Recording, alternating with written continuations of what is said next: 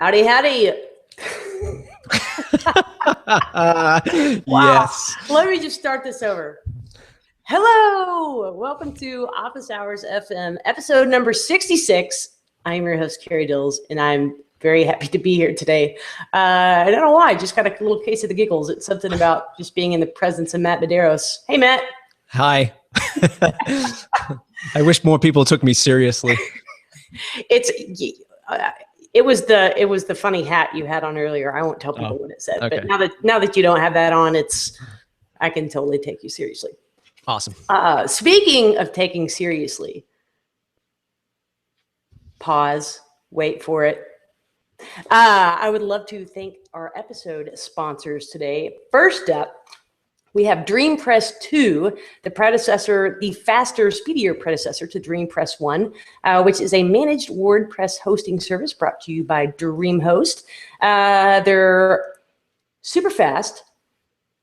They're the least expensive managed WordPress host on the market, and you can get email accounts to boot. So daily backups, all that good stuff you've come to expect from your managed WordPress host, and you can check them out at dreamhost.com/office hours. And then we've got Desktop Server, which is the fastest way to spin up a WordPress development site locally. Matt, do you use them? I don't, but I do have clients that do, and all thumbs up from everybody. So good stuff. All thumbs up. That's the testimonial right there. Desktop Server is all thumbs up. Yes. So if you're not already using them, do yourself a huge favor. Get off the podcast right now and go check them out over at serverpress.com. I mean, don't really get off the podcast because I want you to stick around for the podcast because we're going to have a great conversation today. But there you have it. So to those of you tuning in live, I'm really glad that you carved a little chunk of time out of your day to join us. If you want to ask Matt questions, you can tag it with hashtag OfficeFM on Twitter. Or if you're watching over on Google+, you can use the Q&A app, and I promise to actually check that this time. So without further introductions of other things, I will now turn my introductions to you, Matt. Hello. Hey, how are you? It's great to be back. Second time, maybe third time, maybe one other time I was on the podcast by accident. I think when you did a live show somewhere else, I kind of hopped in because you tweeted out a link. But yeah, it's great to be back. Thanks for having me. Matt Medeiros. I run a podcast called Matt Report. You can find that at mattreport.com. Run an agency just south of Boston, doing all kinds of WordPress stuff.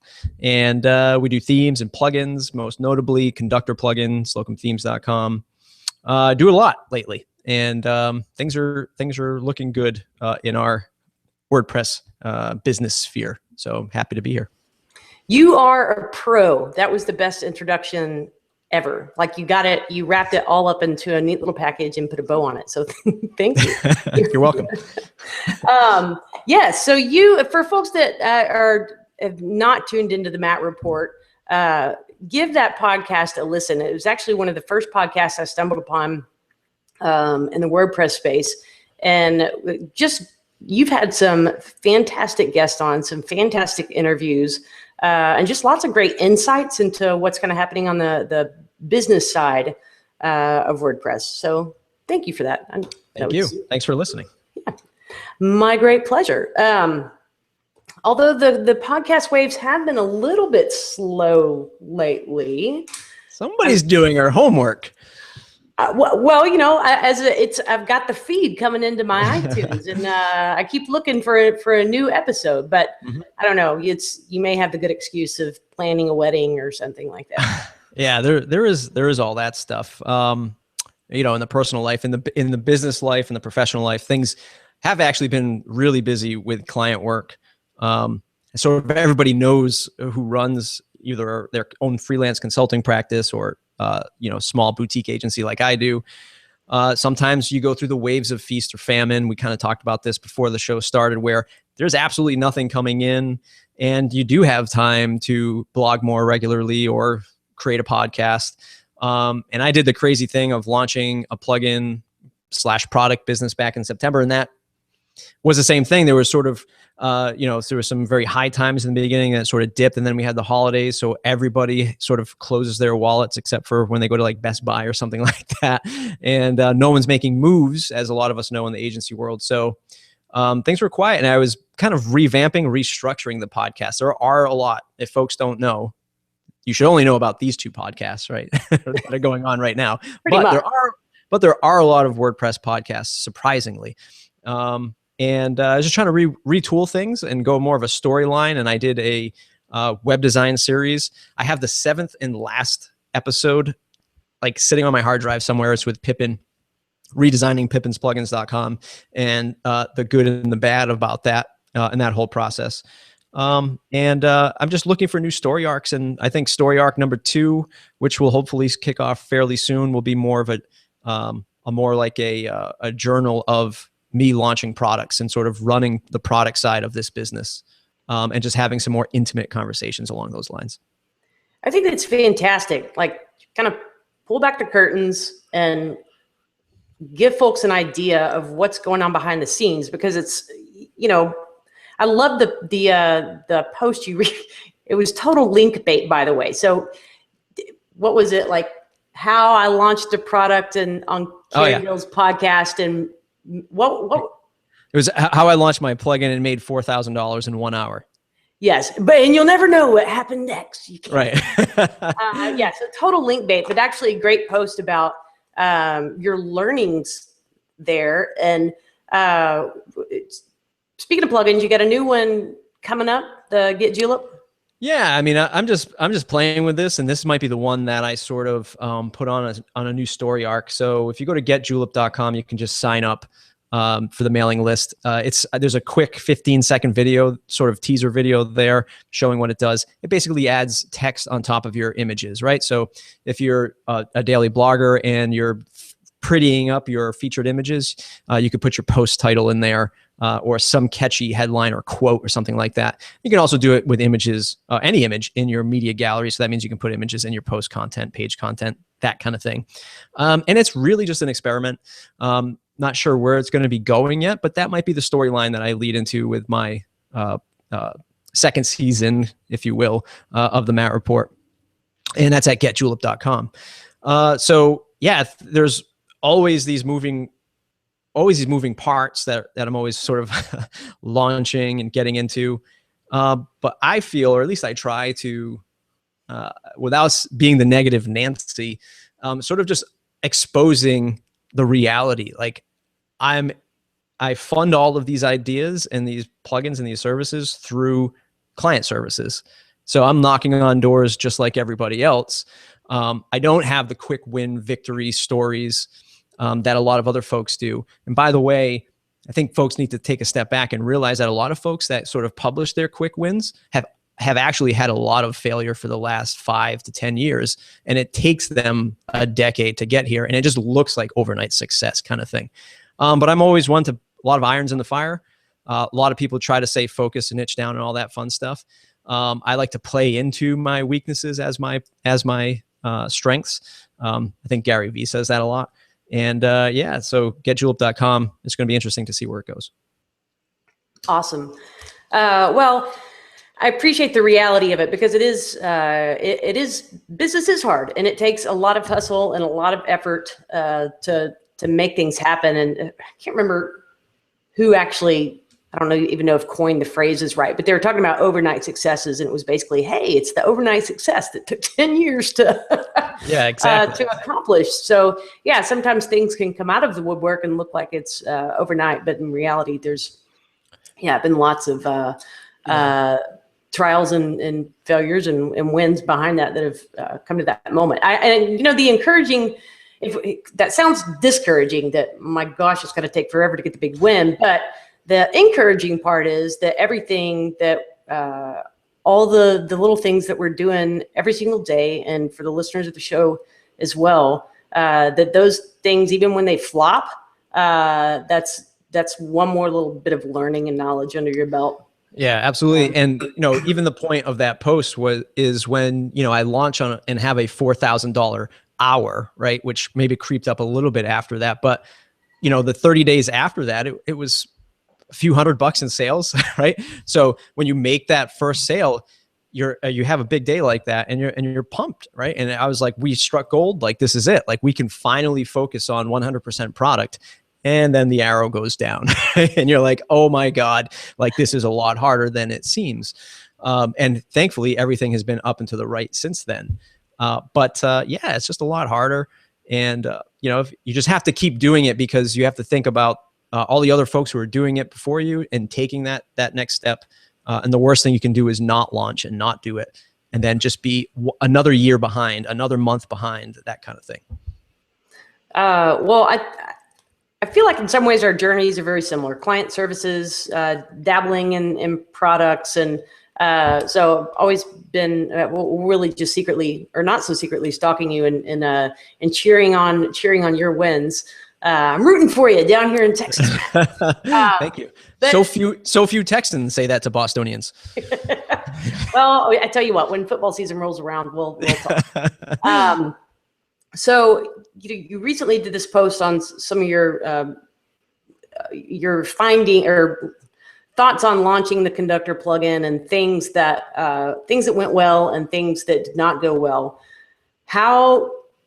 What will you do differently with Julep in terms of its launch that you did not do with Conductor, or learnings that you're going to be able to apply there? Yeah. So it's very important that Conductor is still very much the forefront of a lot of the stuff that we're doing here. It sort of all wraps into the services work that we do, the future themes and the current themes that we offer for sale. But the number one thing is with Julep is it is a baby idea. It is a small idea right now. Conductor was actually something that we had already been using and sort of evolving over like the last year before we actually turn it into a product. So it was actually very sort of hashed out and really built around our processes and how our clients used it.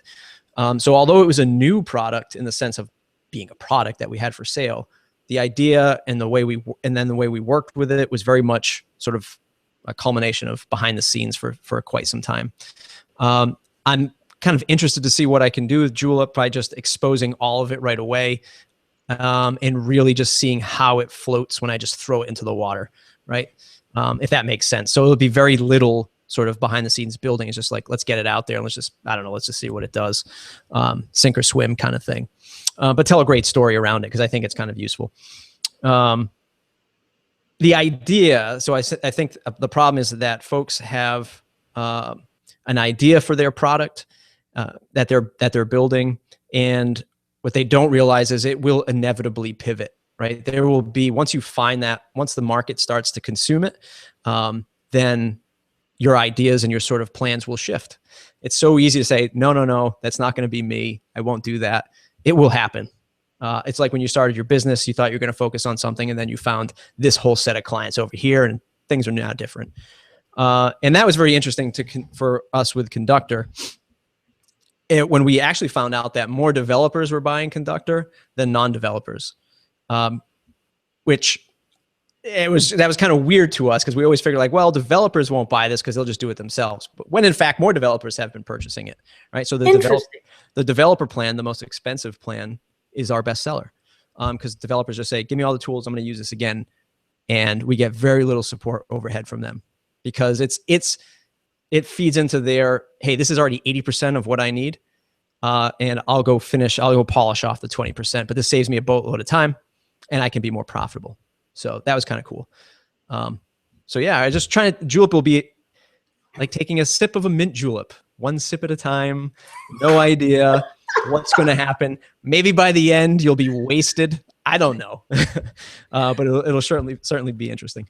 So you're working with us essentially then your MVP, or your minimum viable product, and just to push something out the door and see what the response is, and then kind of go from there. Yeah. Yep.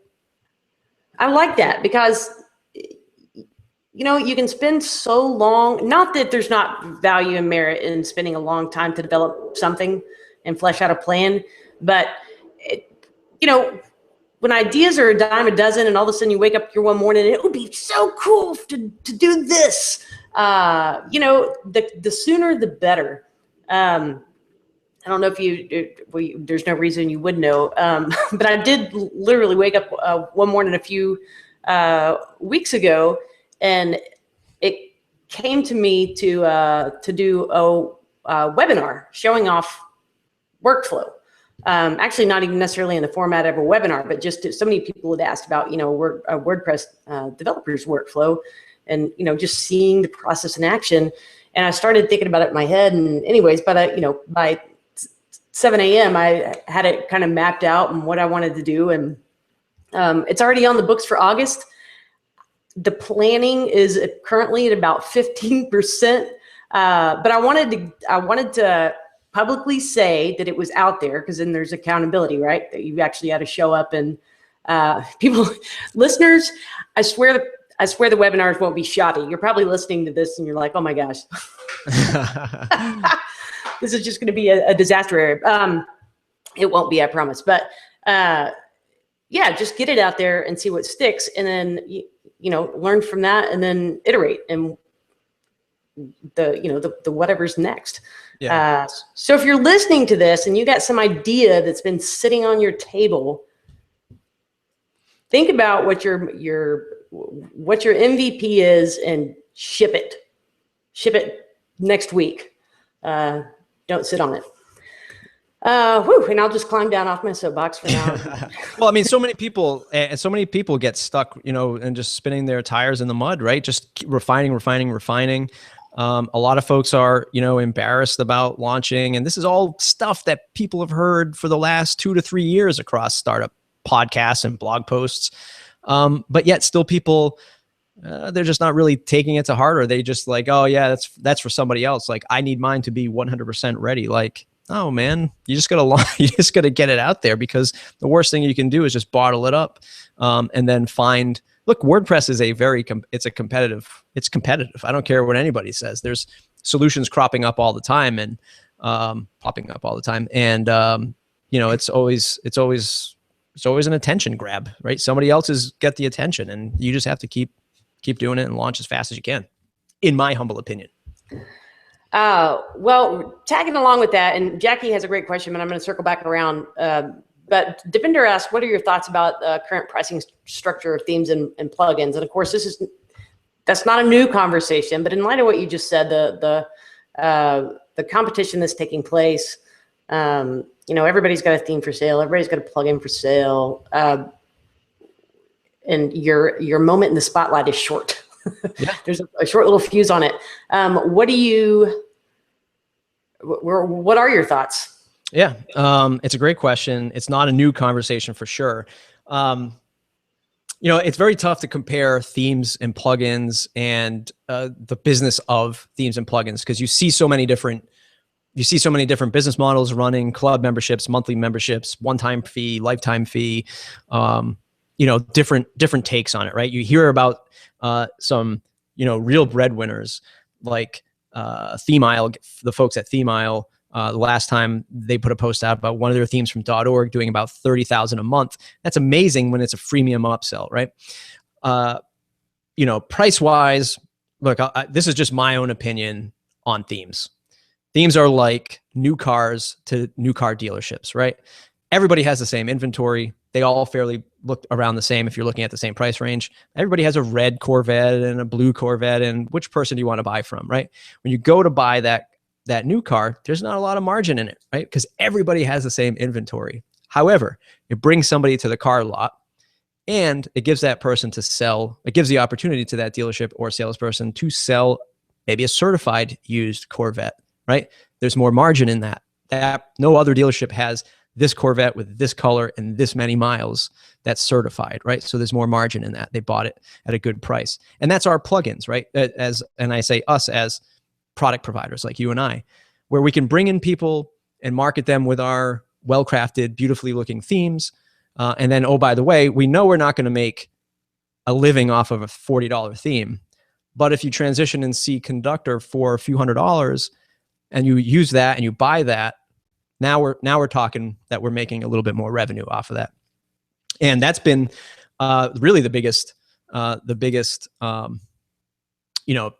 that we're going after. Like, we're not saying like, come to our theme shop and buy beautifully, coded themes and all this fun stuff.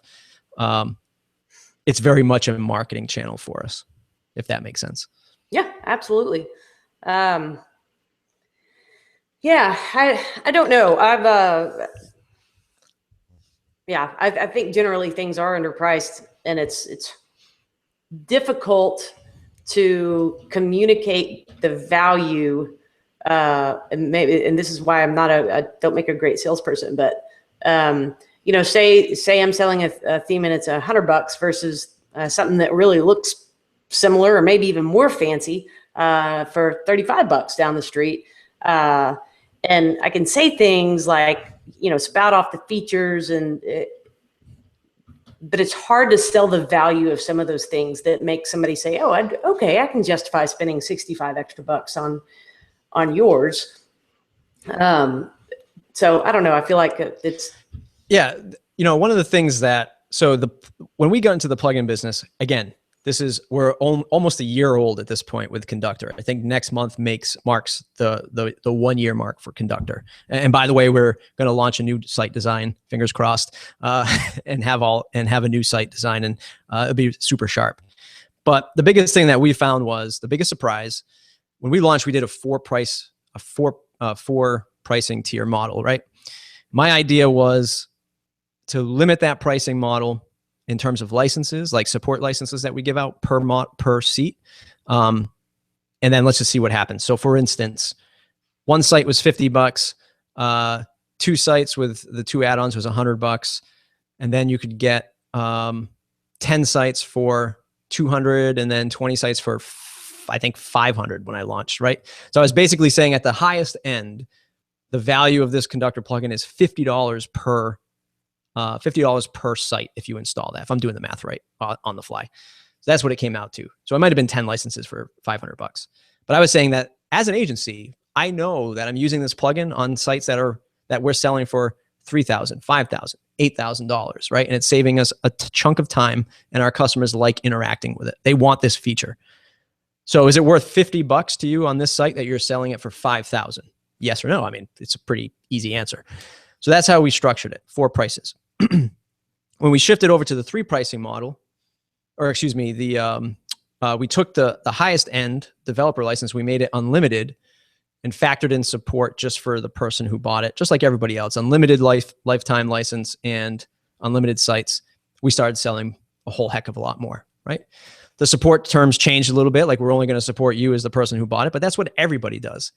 But those were the ways that I was trying to sort of like, can I challenge this model a little bit?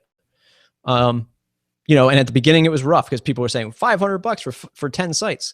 And I had a lot of those conversations, right? But at some point that had to break, right? So that at some point that had to break because at the end of the day, you need to sell, right? Cash is oxygen. Another Gary V quote, cash is oxygen, cash is oxygen.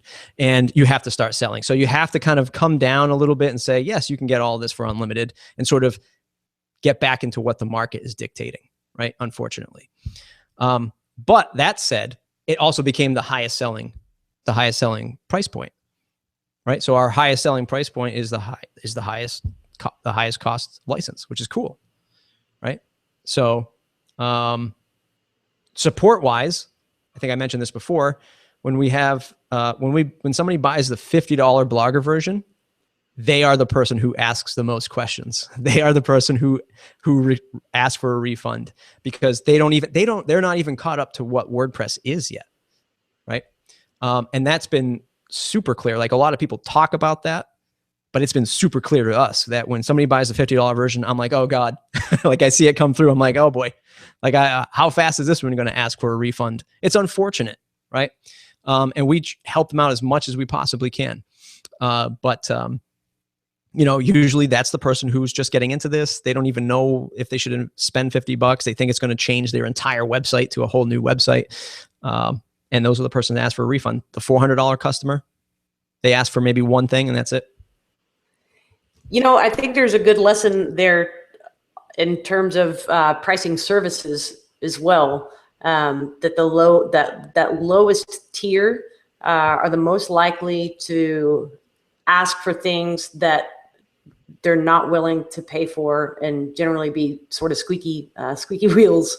Whereas the higher dollar amount people are paying, there's more of a level of trust that the person that they've spent that money on is professional and will take care of things. Yeah. That your low end price point has to have such a clear definition of what they're going to get, and the expectation has to be so 99.99% accurate that there's no question of, gee, I just gave you $50. Can it do this too? Like, it has to answer all of those questions, right? That's what's kind of interesting with Julep. Like, there's no expectation of it changing your entire site. So it's definitely one of those products where it's like, you put text on top of an image, you hit save, and now your featured image or your image has a quote or whatever you want in there. We'll see. Well, Jackie says, great point about that entry-level plugin, and maybe it's time to drop that lowest tier, which is an interesting question. I'm no psychology buff. I mean, we can call it Chris Lemma if we want to know all the psychology behind it, but that sort of 3-tier, so you've got the highest end sort of anchoring or justifying the cost of the lower two, and you know, that lowest tier plays a role, even for the people that don't purchase it. I don't know. What are your thoughts on that? It's great. It's something that we have sort of whiteboarded across our office right now. When we come out with a redesign, we're probably going to challenge that and go down to a 3-tier pricing model. But I will tell you that all arrows drawn on our board point to increasing the price because of what we've seen, right? So that's either increasing the price across license plans now, or having some kind of added, value thing that comes along with Conductor, something extra that we sort of map out that will be a higher ticket item, but just delivers a whole heck of a lot more value, right? You know, Apple, Ferrari, Mercedes, people love these brands, like Virgin Airlines. People love these brands, but they're the most expensive brand. It's because they can provide ridiculously awesome experiences because they're making boatloads of money. You know, no one's like loving Walmart for the experience, right? No, like, I need a flak jacket every time I go into when Walmart. I have to get out of the way of the guy coming down with the cart to stock the aisle. Right. No, excuse me, ma'am. Go right ahead, man. Yeah, I'm like stretching out before I get into my Walmart, like getting ready to like fight people. It's ridiculous. And but you don't get that when you go to like a Nordstrom's or whatever, like some higher end thing. But it's because they're making boatloads of money. And I'm not trying to make boatloads of money. I'm just trying to be profitable to give a better experience than most. Well, you know, and there's a lot of ways that you can add value that don't cost you a dime, or maybe don't cost your ongoing time. For instance, on my, of course, people may disagree that this is a value add. I don't know. But on my premium version of my theme, I offer up a desktop server blueprint that's already got the theme set up. The widget area is all popped in there. Are you frozen, Matt, or am I just talking to myself?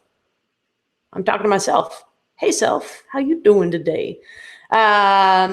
Anyhow, so I mean, that was something that took me very little time to create relative to the theme. But I can offer that up as something that saves people a lot of time, yet cost me, virtually nothing to create. So yeah, I've been challenged this past year to try and find ways to add value to people in ways that don't necessarily take more time or money, and be creative about that. Matt, I don't know if I totally lost you. I think you're frozen. So, and he totally dropped out of the call. Well, if you're just tuning in, I was chatting with Matt Medeiros from the Matt Report podcast, and we are talking about the business end of themes and plugins and pricing and all that good stuff. And if you would like to ask a question of Matt, you can just tag it with hashtag OfficeFM, and we will get that on there. Devender chimes in. He also has a theme shop that the developer license that highest tier are the people that ask the least questions. I've also seen that true with the utility pro theme. Can I just say it's kind of awkward to hang out here and talk by myself, gazing into the camera's eyes? Yeah, it is. I'm glad you're out there listening. Thank you for that. How you doing? How you doing, Design TLC? I'm doing fine, thank you. Well, you know what? I'm going to take this little opportunity to get a carry question in. If you want to hashtag Office FM that, and we'll get that answered while we're waiting on Matt. Oh, there he is. Look, I don't have to go solo anymore. People were getting tired of hearing me talk. I don't know what happened. My laptop just stopped connecting. I thought I just grossly offended you or something. I think you said Chris Lemma, and he just pulled the plug on me. You know, he does have the control of the entire internet. Yeah, so I heard. He flips a switch and it's gone. So I heard. Well, let's, Mike, thank you for gazing back into the camera's eye. Circle back around to Jackie's question, and Matt, particularly keen for you being or having the customizer plugin. But thoughts on the future for web designers when customizers, page builders, all these things are coming to market. And there was an article that was published on Mashable a couple of days ago that, let's see the headline here, Why Web Design is Dead. And it's talking about like the grid.io and like AI-driven. What's your thoughts there? Are we irrelevant? Oh, man, that's such a crazy question. So, I mean, you know, yeah, I mean, I'm no web information genius, but I think everybody has seen the sort of writing on the walls, especially with search and with data. So everybody that we've been pounding on to get, every restaurant that we've been pounding the streets on saying, God, you guys need a new website. You need a new website, and you need to invest thousands of great design and do all this stuff. You know, now their results are just being sucked up by Google and getting displayed right in a search result, right? Same thing is coming, if not already, to Facebook pages and all the information there. So a lot of these businesses are very data driven. So I think we're going to hit this sort of, we're going to see this dip, and then something is going to happen where great design and somebody like us has to solve that. And that's, I don't know how many years away that is, right? So there's that crazy sort of concept, if that makes sense. You know, I think these tools are going to get easier, but it's all going to be about the relationship and the experience that the customer has with us as the consultant. And they're not going to be paying for design so much or custom functionality so much as they trust you to do all this, excuse me to use the word, shit on the internet for them, right? Because businesses, listen, there's so many businesses out there that aren't even on the web yet. Never mind saying, hey, can you use Grid?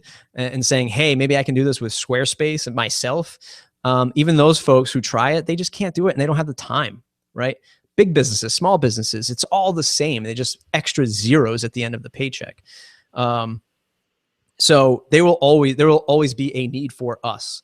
And us will have to sort of adapt to that and just become slightly more well-rounded with everything, right?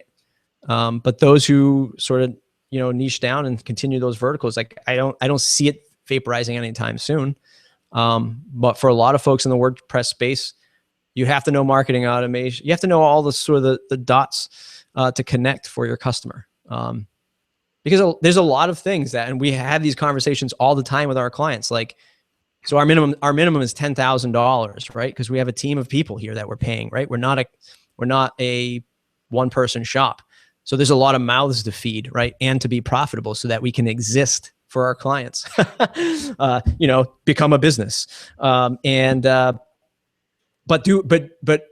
with all the tools available to us, like a Conductor, like WordPress themes, like all of these plugins that come prepackaged, maybe that person doesn't need to spend that much money on their web presence. Maybe they just need some good, solid consulting and understanding how to use all these things to better their business, right?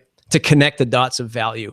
I don't want to spend 10 grand on a website, but I will spend 10 grand on some kind of marketing automation that keeps in touch with my clients.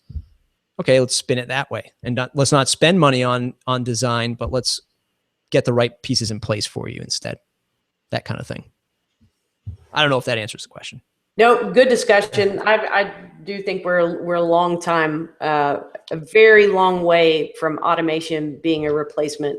I mean, think about the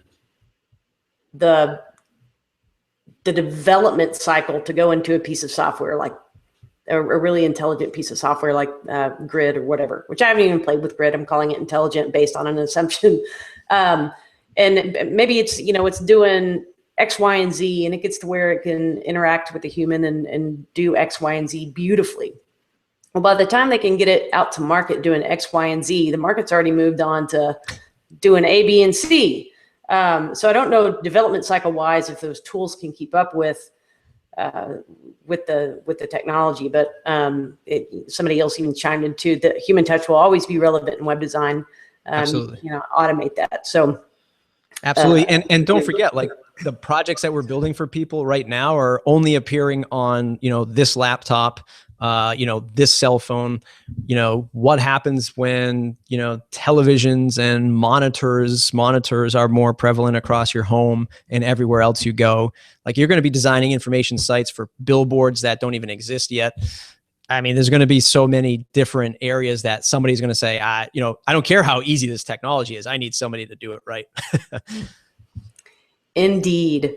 All right. Well, that's good discussion there, Jackie. I hope we got that answered, or at least a curiosity satisfied there. Jan is asking, do you have a constant promotion strategy after the launch of a finished product? No. That is the answer, right? I was having this discussion with somebody in, I can say it's Nate Wright from Theme of the Crop in the Post Status Club just before we started the show. And we talked about that, and one of the things is, you just keep, I'm constantly out there, right? So I have the podcast, we have the blog, we do some video stuff still for the studio that gets published on our theme site. Our thing is like, I'm always doing business development, right? And I think I said that in that blog post, like you got to biz dev the shit out of your product. And I do a lot more talking to people, but it's really organic, right? I don't have this mind map of here's how I'm going to attack it. Because client services is still the blood life to the business, right? And that takes up a massive amount of time and attention, especially when things are busy. So it's not like we sit down every single day and just focus on product. If we were just a 100% pure product shop, like a Gravity Forms or a Ninja Forms or an iThemes, things would be different for us. So it's a challenge to balance client services feeding the product side of things. And we're just hoping that the product side of things scoots up a lot more up and to the right on the chart. But I don't feel like we'll ever get out of client services because it keeps us in touch with reality and it's a revenue stream. You took the question right out of my mouth. Do you ever see yourself getting completely out? And no. I think that's a really interesting point that you say, keeping in touch with reality, because again, goes back to, you've got these great ideas and you're developing them in a bubble. And then by the time an actual user touches it, they're like, that makes zero sense. Or why are you doing it that way? And yes, get feedback early and often. And I guess I hadn't thought about clients being the people to do that, but that makes sense. Yeah, and it's no different. And I hate to just keep talking about our products and stuff like that on your show, but Conductor. I'm sending you a sponsorship invoice after that. So the reality is Conductor was the same way. So we build it with a lot of publishers, and we didn't want it as a page builder, as the page builder term is known in the WordPress space, because our clients didn't want it. We certainly didn't want it. We just wanted something that was going to reshape content, sort of abstract content away from the theme and place content across your site or on multiple sites. And when it came to market, because it's in the WordPress customizer and because it's drag and drop because of WordPress widgets, it's immediately pegged as a page builder, right? Which is cool because you're still building pages. I get it. I think the term is sexy. I like to be in that market and get the attention of page builders because it is a crazy market. But then people start comparing it to other, entrenched page builders and page builders with loads of options. It just doesn't compete in that market. It's like going to get groceries in a NASCAR, right? Race car. It's like, no, where do I put, I don't even know where to put the bags, right? There's only one seat. Nice analogy there. All right. Well,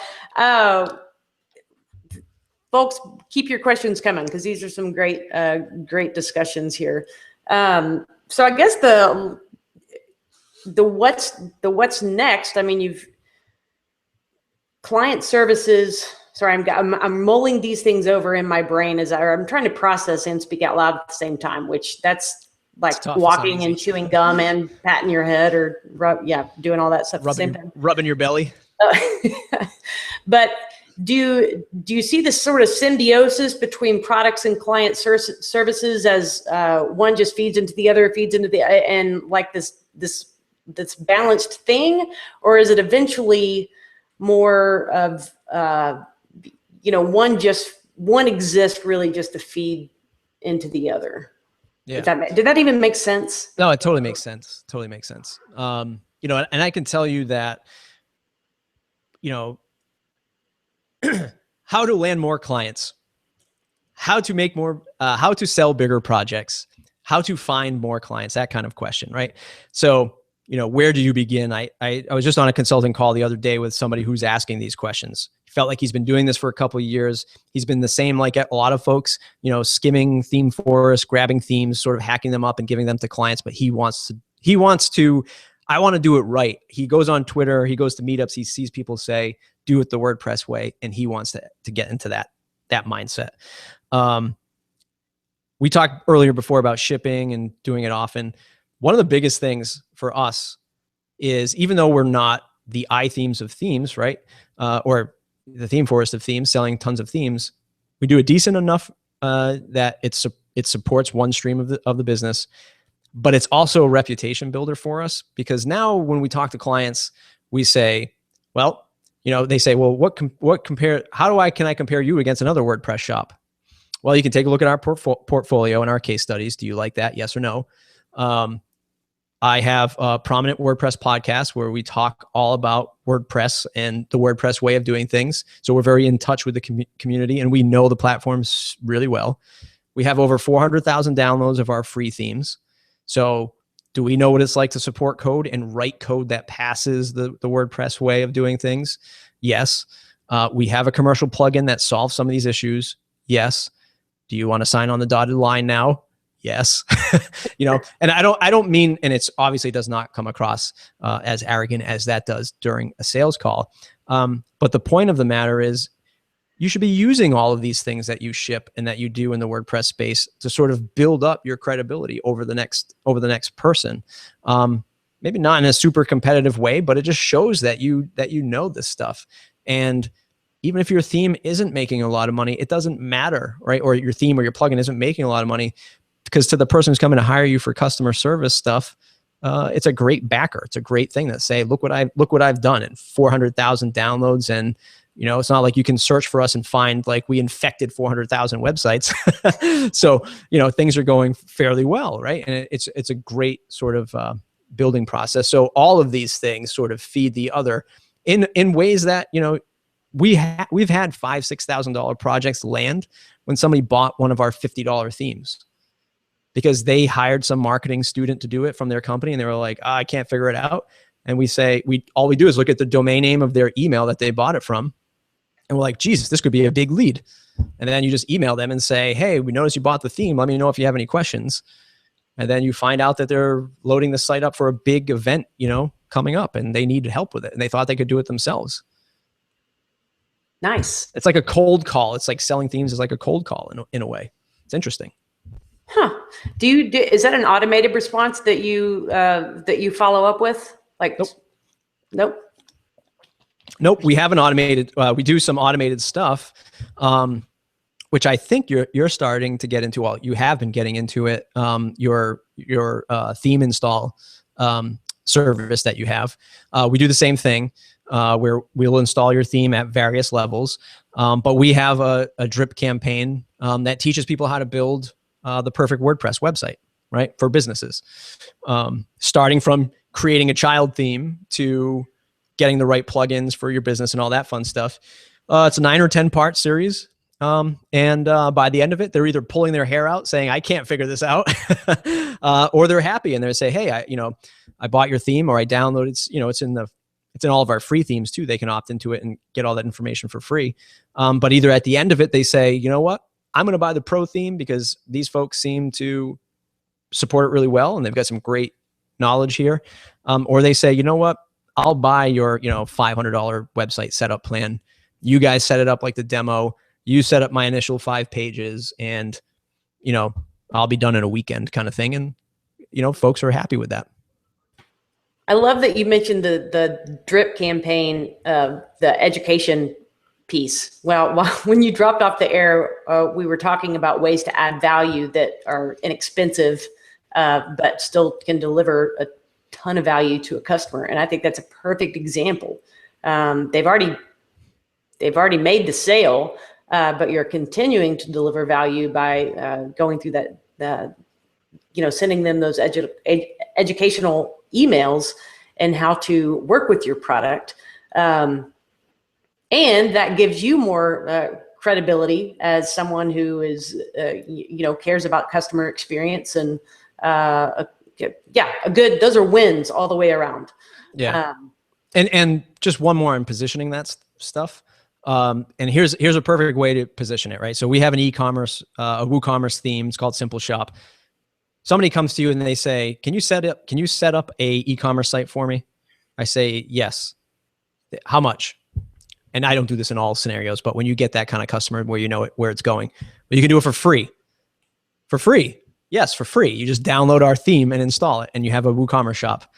Oh yeah, but what about if I want to change colors? Well, $59, you can buy the commercial version. You can set it up yourself. Okay, but can you help me do it?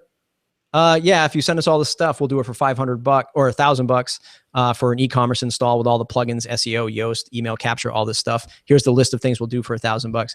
Okay, but I really want it to look like Amazon.com. Okay, so you want one of our custom plans? It's $10,000, and we'll start with that. They go, wow, $10,000 is 10 times the price. Well, it's 10 times the work, right? So we go from 0, which you do it all yourself, $1,000, we'll do it in some kind of templated, quick build fashion. Or if you want something custom, it's custom work. So there's a bunch of people, it's 10 times the work, it's $10,000 and up. So it's a great way to sort of segment those things. At least that's how I decipher it. Excellent. Which you bring up another interesting point. You serve a lot of customers at varying price points because you do have, people can get them for free with your themes or by, whatever. What are your themes priced at? Like $50? $50, yeah. So $50, which that's a very different person, I would imagine, than is going to be paying 10 grand to go with a custom solution. From a marketing perspective, is that difficult to attract the right audience? It's a great question. It's one that I think everyone will always struggle with that stuff. Market's always moving. You're always finding new clients, that kind of thing. It is a little bit difficult for us in the sense that we don't spend a lot of time actively marketing the agency side of things. That is very much a sort of residual effect of podcasting and selling these products. But obviously a lot of it is word of mouth, right? And people doing research on trying to find, custom developers, WordPress developers. So yes, at one point we used to have like Slocum Studio custom services, Slocum Studio themes, sort of all on the same site. That quickly was like, that only lasted maybe 6 months to 8 months, and we were like, wow, this is because that really started to come into play as we got busier and more referrals. People are like, you just gave me a $5,000 quote and you're selling a theme for $50. We still have it under the same brand, but it's just not on the same property, right? Plenty of businesses do that, right? Cadillac, Chevrolet, that kind of thing. So it is a challenge, but it really, I mean, it's not like it's making us pull the e-brake right now or anything like that. We're hoping that when people see something from Slocum, it's a very trusted solution first, before they say, Jesus, it's $50 over there and 5,000 over here. Yeah, I kind of ran into that. I separate my theme shop is separate from my site, but over on the theme shop side, I toyed with adding in maintenance plans. So you can buy the theme, or you can buy a setup package.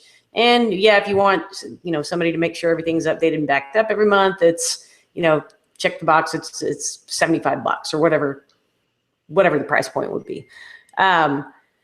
But then I looked at, oh my gosh, how can I possibly then sell a $500 a month retainer plan to one of my clients if they're looking over there and saying, well, for $75 a month, you'll update da da da da da. And when the reality is they be different things. Retainer, you're on demand, you're actively doing development and that sort of stuff, versus just updating some plugins and pushing a button to back up. But the perception, I just dropped it. I decided not to pursue that at all, because I deemed that it was not worth devaluing what I was doing on the other side. But yeah, I guess maybe they can exist in harmony. Yeah, I mean, it certainly can. It certainly can. Aside from all the stuff that's in the media about Uber, right? You have what you stand for, and that's right now for them, it's on-demand car service, right? It's going to be on-demand other things as the future comes, right? So it's all about saving time, really. But you can go from point A to point B in 3 different cars, right? Uber X, the cheapest. Then there's the black car, and now and I think they have an SUV, and they have a luxury one where you can go from point A to point B in luxury, right? But you're still getting it from Uber, and you can order up either one. So I sort of see it like that. Like, we set the baseline of great customer service, no matter which product or service you hook up with, and a good product at the same time. So great customer service and a great product. And whether you're buying the $50 theme or the $5,000 custom site. That's all I got. Nice example. I like the Uber example there. And for the record, I like Uber. I've never had a poor Uber experience. I love Uber. Love it. I don't know. And one time there was even this little bottle of water in the back seat, and it wasn't one of the black cars, or what do you call them? Is that what they're, Uber Black or XL or whatever? Yeah. So I thought that was a nice little touch. Yeah. All right. Well, we're coming up towards the end of the hour. So if you got questions for Matt, get them in now. And before we wrap up, I did want to again thank our show sponsors. We've got Desktop Server, delivering MAMP, WAMP, XAMPP, and PHP all together in one delightful, easy install ball that lets you get your WordPress development sites up and running in no time flat on your local machine. And you can even deploy straight to a live WordPress site effortlessly, like literally effortlessly, unless pushing a button is considered effort. You can check more out about them over at serverpress.com. And then our friends at DreamHost, who bring to you DreamPress 2, the successor, not the oh my gosh, I can't. Anyway, I personally like to have, I have an account with DreamHost. I have an account with multiple hosts. If you've been around my blog, you know that I like to try out different services and try things. So not all eggs in one basket, if you will. At any rate, if you're looking for another host, I do encourage you to give DreamPress 2 a try. It's super speedy and very affordable. If you want to check them out, it is over at dreamhost.com/office hours. And Matt, you must have, no one submitted any more questions, which I think is just a testament to how well you anticipated all the answers on your own. Hey, well, I try. I sort of do this for a living. Nicely played. Well, if Matt, seriously, you're always fun to hang out with. If you have enjoyed today's show or enjoy listening to this podcast at all, I would love for you to pop over to iTunes or Stitcher and leave a nice little review.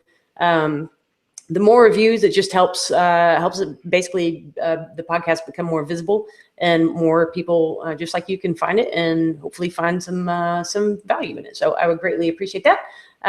You can also catch the archive of this episode and all previous 65 episodes over at officehours.fm. And with that, Matt, give us a little something. Do you have any insider baseball? Any? Oh man, listen. What you got? Oh man, there's so much WordPress drama going on. Oh my gosh! Can we even touch on the drama? Oh, here, let's just do it this way. Customizer, yes or no? Oh my gosh! Did you just cut out right when we were about to talk drama? Okay. Well, I lost my guest right there at the last moment. You can chime in with a customizer, yes or no, with hashtag OfficeFM, and as always, remain civil. Matt, there you are. Which is it, yes or no? Yes, the customizer. Yes to customizer, because it creates a better customer experience? Because my shareholders and conductor would kill me if I said no to the customizer. Fair enough. Okay. Let's see. We get another. We get another vote. Another vote yes on the customizer. I feel personally I don't like using the customizer. I am the 1% though. I use WordPress very differently than 99% of the people that use WordPress. So I recognize that that's a helpful feature for other folks. Any other drama we need to clear out? I mean, that was pretty light. I think if you type in the word thesis.com, it goes to Automatic's theming site. So I heard. I don't specifically know that. That's about it, I think, for today. That's about it. Here's a fun one.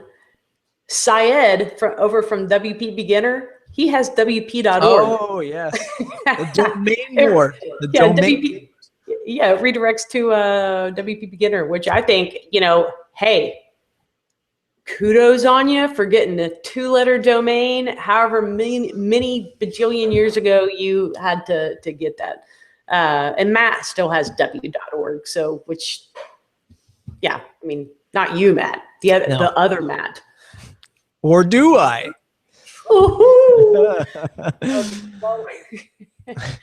With that, I will let you return to your life of planning your after launch marketing strategy for Julep. Thank you. That's getjulep.com for folks who are still tuning in this far into the episode. Yes. And from myself and all the listeners to Office Hours, wishing you a very happy upcoming wedding to your bride, and congratulations. Thank you. Thank you very much. Alrighty. So until next week, folks, have a fantastic weekend. Go out there, crush it. And remember, if you've got something and an idea you're sitting on, get it out there. I would love to hear about it. So you can tweet me at CDills or at Office Hours FM and tell me what you've got going on, what you're sitting on. I would like to hear about your ideas. And with that, we will see you later. Bye.